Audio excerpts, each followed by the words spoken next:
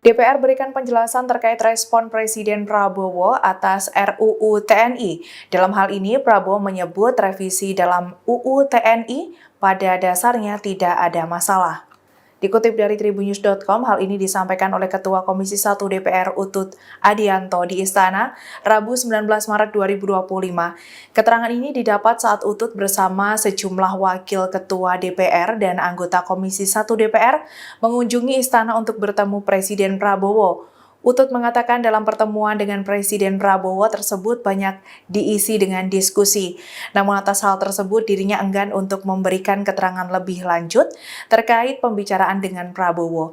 Meski demikian, dalam pertemuan ini disebut telah membahas jumlah hal, salah satunya membahas revisi UU TNI, di mana RUU TNI ini nantinya akan dibawa pada sidang paripurna DPR RI Kamis 20 Maret 2025. Perlu diketahui, RUU TNI yang sempat menuai kritik masyarakat sipil akhirnya disepakati semua fraksi di Komisi 1 DPR untuk dapat dibawa ke rapat paripurna dan disahkan.